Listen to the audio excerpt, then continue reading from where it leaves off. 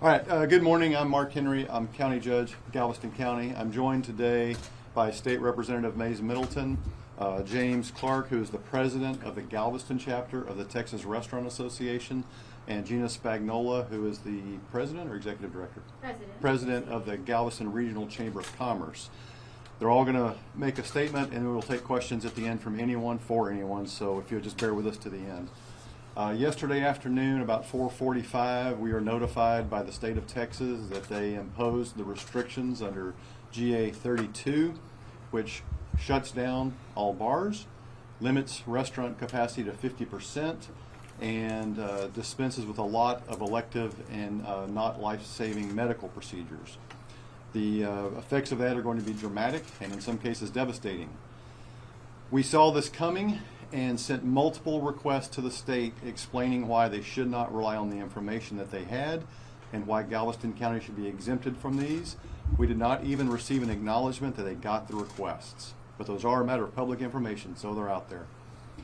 We have tried to explain that Galveston County is in a trauma service area, TSA, that extends from Brazoria County to the Louisiana state line up to Jasper. And to try to impose a one-size-fits-all solution for that large of a geographic area is really ridiculous. Our hospitals have got such capacity that they are accepting patients from out of the county and even out of the state. So no responsible hospital would be agreeing to that if they had capacity issues.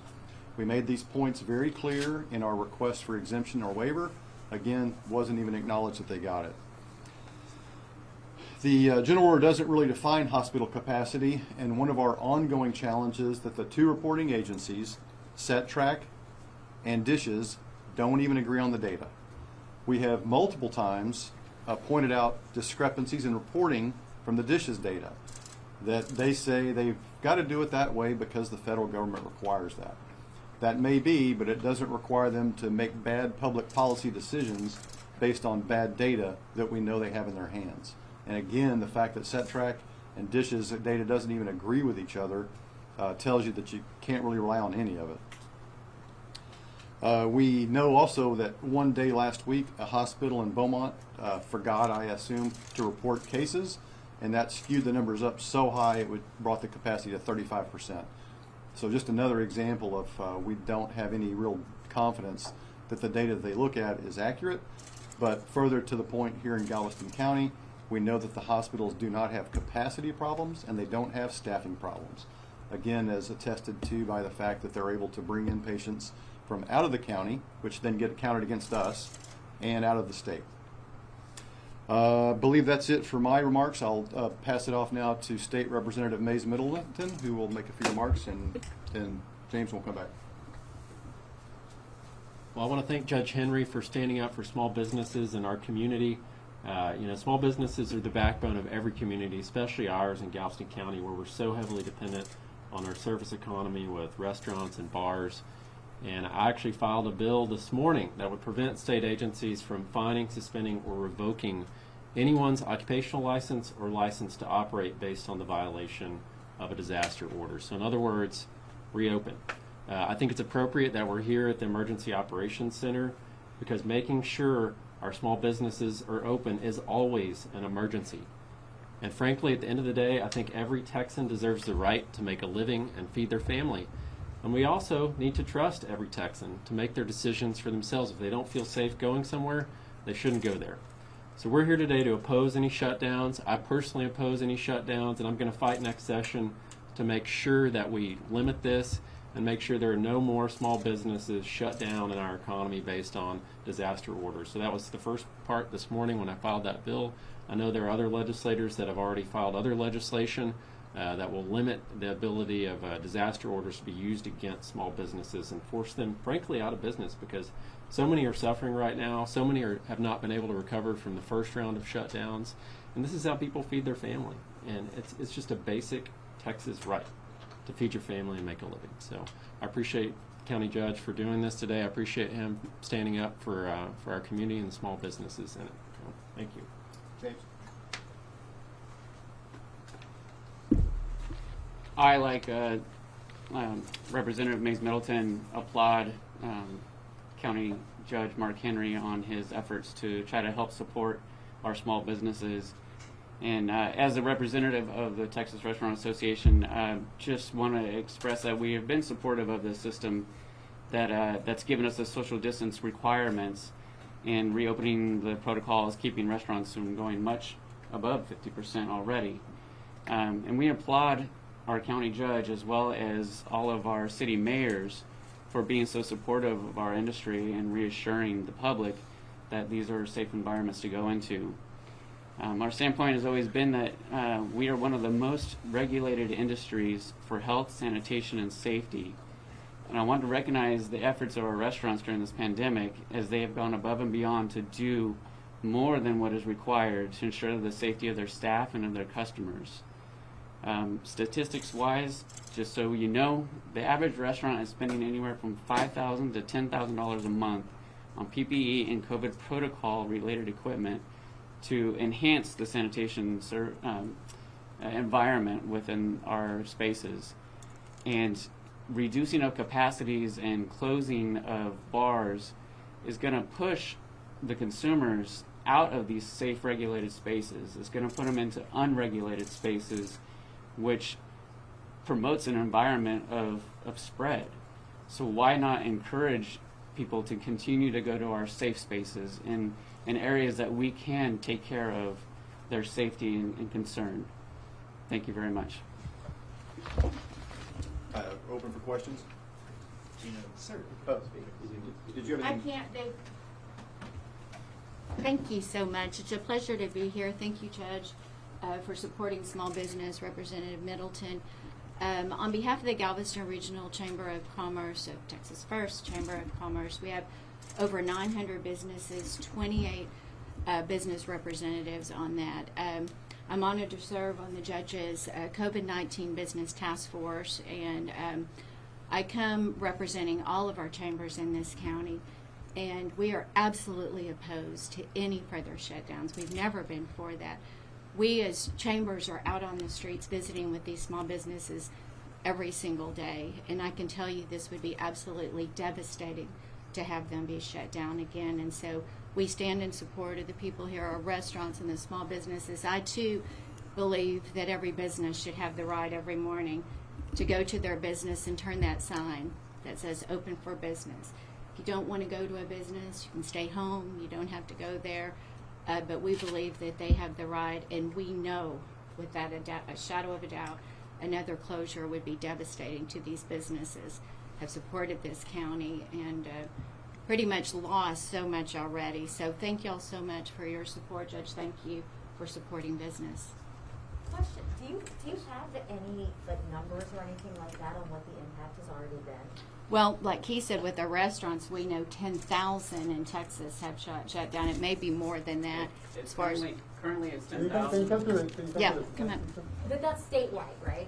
Currently statewide it's 10,000, and before the release of the latest bill that they're still kind of digesting right now, they're estimating that at least another 10,000 we're going to close permanently. Mm-hmm. And we know locally a lot of the businesses are waiting for this holiday season. They were waiting for spring day break, then waiting for the summer, and we know for sure, I don't know the exact numbers, but I know the majority of them would have to shut down, especially the bars. So I guess this is for any of you. I'm sure people are calling up your offices this morning asking, what's the deal? What should I be doing? If a bar or restaurant calls your office, what are you telling them they should be doing? That decision was made by the state. It's out of my hands as of 8 o'clock this morning. If you're classified as a bar, you're supposed to be closed. If you're classified as a restaurant, you're supposed to be at 50% capacity. This is nothing that the Galveston County judge did. This came from the state. So it'll make that point that I oppose it, but there's really nothing that I can do about it. How long until these restrictions are lifted? 7 consecutive days below 15%. Again, I'd like to point out that the numbers that Dishes uses is definitely flawed data. So 7 days below 15% of flawed data. If a bar stays open, would you tell them if you choose to do that, you're breaking the law? I mean, bars especially could face fines. They are in violation of the governor's order. However, I talked to the sheriff this morning. He has no resources available to go police this. I talked to the district attorney. He cautioned everyone against filing charges because he probably won't take them. Depends on the circumstances. And I had a conference call with every mayor in the county this morning and relayed that exact same information to them. The general feedback I got was they're in the exact same position I am, and that is people are going to do what people are going to do. So essentially, if a bar or anyone violates this, it's don't let. Well, not gonna do the anything. governor still has his own police force with the TABC, but as far as local law enforcement resources, we're very busy with organized crime, with unfortunate shooting that occurred here recently. His people are tied up with actual things like that that need to be dealt with, and not counting people in a restaurant. But often the TABC calls on the local municipalities to take care of it. I hope they don't do that this time. I doubt they're going to get a lot of response. Judge of the Galveston mayor this morning, he was saying that he was under the impression that restaurants had to limit their capacity and bars had to stay closed for 14 days. So is it 14 days? It's or 7. days? He sent an email that would just had some bad information in it. So it's 7 days below 15%. Okay.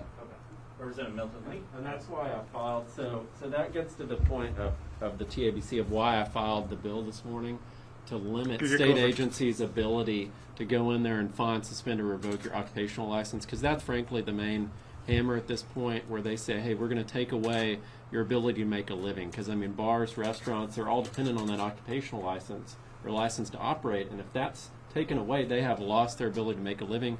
They can't be open.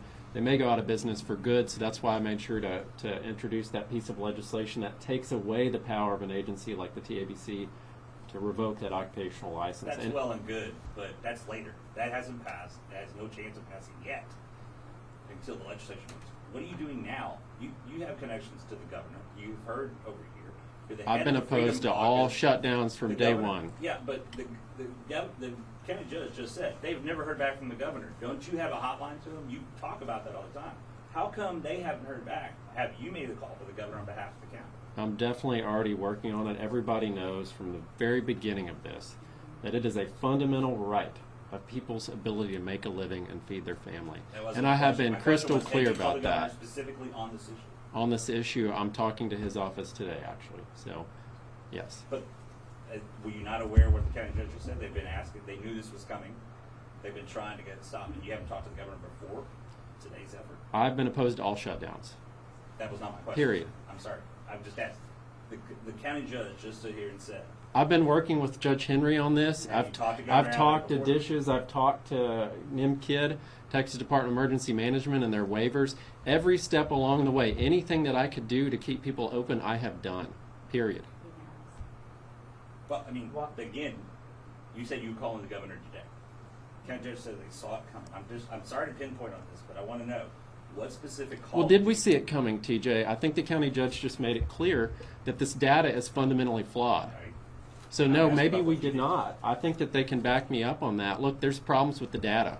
And at the end of the day, if there's problems with the data, guess what? You err on the side of small businesses. Judge, a couple questions about the data. So is there any counterintelligence to support the claim that the data is flawed, to show that here in Galveston County that 15% is not there? I know you say that they've got the occupancy and the hospitals. They don't look at it by county. They look at it by the entire But the TSA. Right, but is there anything relative to Galveston that would properly challenge? Accurate Make a point, information, yeah. but they're not going to look at Galveston County in isolation. They're going to look at Galveston County as part of the TSA. But is there any internal intelligence that's been gathered to counter that? Only the fact that the hospitals have told us there's no capacity problems, that they don't have any reason to be concerned about that. And I think it did happen in some other counties in this TSA, but not in Galveston County. And another point I need to make is that a lot of people plan medical procedures at the end of the year for a number of reasons. They have time off from work. They're trying to get their insurance benefits because they've met the deductible, and those are all going to get put on hold now. Did you ask UTMB if they had canceled elective surgeries? I have not asked them that, but the order says they have to. But I've not asked them that. There's no one from the health district or UTMB or HCA here today. Did you ask them to be here? The local health authority, Dr. Kaiser, has given us a statement which we'll hand out to everyone that really echoes what I have said, that there's no capacity problems. Isn't part of the explanation from the state is to not address a crisis in hospitalizations, but to prevent one in the future? We're probably going to get an update in the next hour about the number of new cases today. We've had about 2,000 new cases in the past month. Isn't there some argument that this from the governor is a preventative measure to stop us from reaching a crisis level. That might be the governor's position. I don't know. I've not heard from him. Do you think we could reach a crisis level where you would change your opinion? of the I need for think this? long before we got to a crisis, I would hear from the hospitals that are saying we're starting to have problems. They're telling me just the opposite. So we would certainly have lead time of weeks, if not months, before something like that happened. Don't forget, this was all 15 days to flatten the curve 285 days ago. Dr. Kaiser had spoken before I came over here, and it said, while the capacity is there, and it adjusts like every 12 hours, and they have nurses that are on loan from the state. Correct. Able to start Very to good be able to point, keep TJ. staff. We had to request additional help for out-of-county cases. That's absolutely correct. But he had said, though, the numbers are very concerning. There's almost 3,000 folks right now, active cases, almost 2,000 active hospitalizations that are Galveston County residents. They could be anywhere at this point. And with the added number in there, he says there is a concern, though. He's not dismissing that, but he says the capacity is there, but he doesn't know how long the capacity would be there after Christmas. Certainly. I can agree with that, sure, that we would have a capacity concern should we get anywhere near there, but I would assume they would stop taking out-of-county and out-of-state patients first. And I wonder if someone could address, everyone has said, hey, if you don't feel safe to go there, isn't this all about more, though, just err on the devil's advocate side?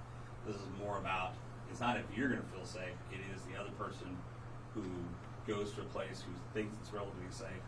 And you can answer this, I know you've got, of course, it's unregulated, regulated, but if someone comes in and gets sick because of something else, they don't know who has COVID and who doesn't.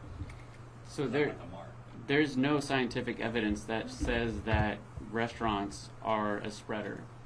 What is a spreader is, like I said prior, is when there's an unregulated space, an unregulated gathering, where people kind of lose their inhibitions and lose the mass, and that's when you can have more of a spread.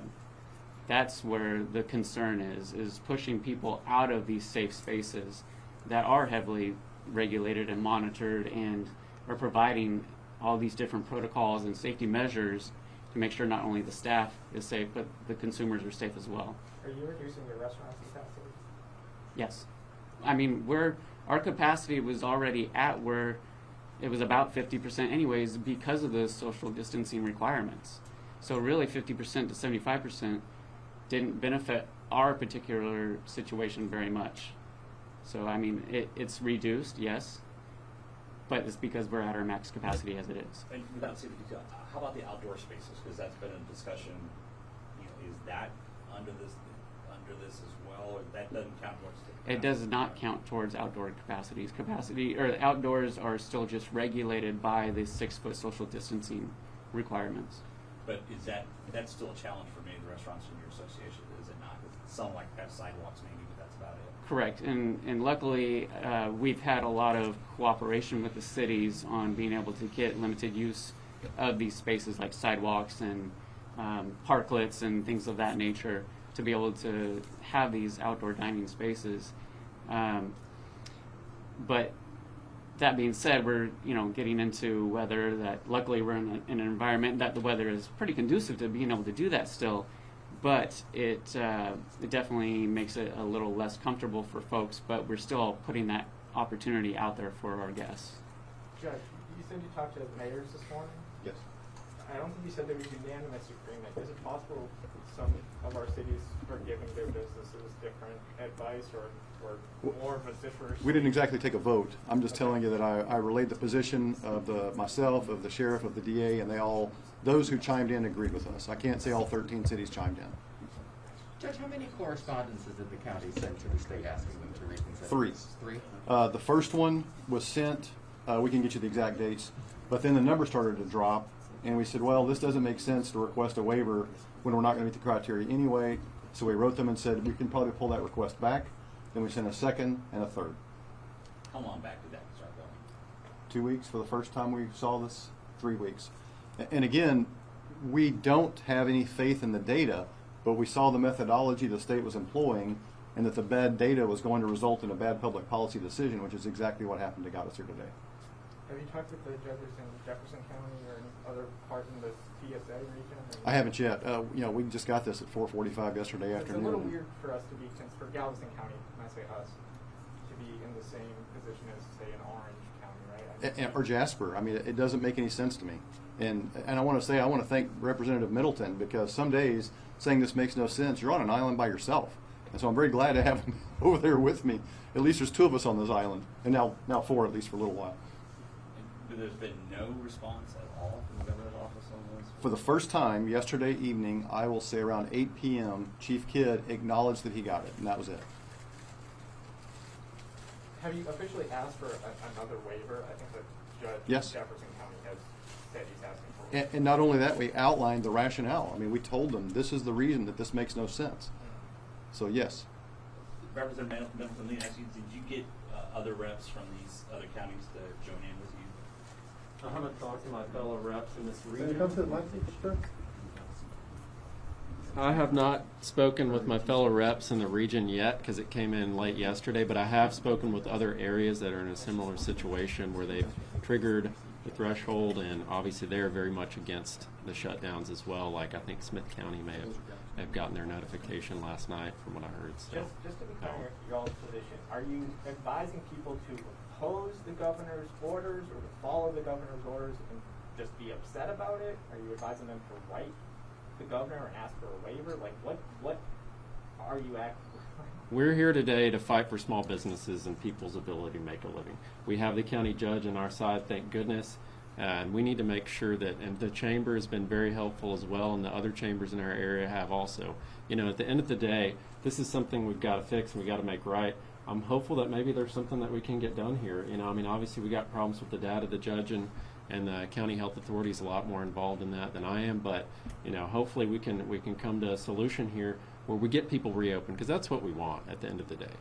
We want people's ability to decide for themselves. You know, you don't have to go to a bar, you don't have to go to a restaurant, but we got to give you the option to be open. On your legislation, also, would it also, do you support legislation too that would, at least when these interim things happen, that there's some type of legislative committee, somewhat like the legislative budget board or something like that, that can make decisions along with the governor and health officials? Or Right. if there's an emergency disaster, is that something? Well, we've got to reform our 1975 Disaster Powers Act is what that goes to, because obviously when that was passed, it was intended for areas like this, hurricanes, you know, wildfires, tornadoes, things like that, very much natural disasters, not the kind of thing where, you know, data changes and suddenly you're shut down. We need to make sure we address that next session. I've been very clear about that. We've got to reform that and limit it. I don't know exactly what that limitation looks like. Could that be 30 days and the legislature comes into session? I don't know, but rest assured we're definitely working on that. We've got to get that done next session. Representative, any county statewide that's been granted an exemption like that you asked for? I'm not. I'm not. But I also don't know who's asked. Yeah. I don't know who else did the deep dive into the data like we have done and said this doesn't make any sense for us. James just pulled up the information. For those of you who don't know, our Galveston County Health District has a very good dashboard. There are only 65 hospitalizations with COVID right now in Galveston County. And I'm sorry, what did you county residents, right. All the rest are from out of county / out of state. repeat that again, Judge? I'm sorry. 65, and this is something you can go verify on the Sure. health district's website. Sure. County residents are currently hospitalized. But some of those other county residents use our facilities. Yes, absolutely they do. Are. But again, I would assume the hospital's going to say, we're starting to have capacity problems. We can't take out of county and out of state anymore. But we have come nowhere near that. Okay, question for the representative. Just, you're obviously advocating for small businesses. Are all small businesses equal in your eyes as far as this issue, whether it's a bar or a tattoo parlor or a Absolutely, restaurant or all a, the same. craft shop? So a bar should be treated the same as the craft shop down there? Exactly. I don't even drink, so it's a weird position to be advocating for, you know, fighting for bars as much as we've had to over the past 6 months. But look, it's people's life savings. It's no different. You know, they've invested everything they had in these businesses, and now they're being told they don't even deserve the right to make a living. You know, so it's all small businesses in our community, and you know, at the end of the day, that's really the backbone.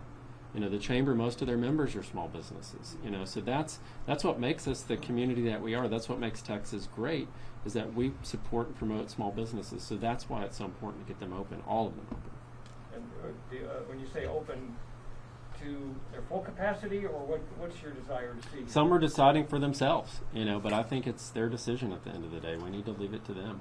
So if a bar wants to operate at capacity, indoor, outdoor, without regard to COVID-related issues, as long as they're meeting the kind of the standard TABC, you know, not serving alcohol to minors and such like that, I think personal responsibility, as far as how you operate your business, it's up to you. And if it's not operating safely, obviously, you know, the whole law enforcement issue is a separate one where, you know, we've got to hold people accountable for serving minors. But, you know, at the same time, it's up to personal responsibility at the end of the day. We have to trust Texans to make their own decisions for themselves. But what are you guys going to do, you know, with the people? I mean, because this is pretty much the bars. The bars is an environment that you cannot control. Once they're drinking, you cannot control that. So what are you advocating? For the bars to get open or to comply with the things? And then if they don't comply, what is the answer? I mean, Well, right now they're completely closed. So it's not acceptable. That's not acceptable, but if someone decides to open up, which is essentially you defying a government order, what is your message to them? Well, they can't be arrested, right? So that's in the you cannot be imprisoned or arrested if you violate the TABC's orders. So that's an important thing to remember, you know. And I think that was in the previous disaster order, or maybe the one before that. But obviously that stemmed from other cases in the Dallas area. So, you know, I mean, at the end of the day, though, it goes down to the closures. You know, either you're open or you're closed. That's the problem, is that whole occupational license issue where, you know, they can't arrest you, but they can take away your license to make a living. thank you, everybody.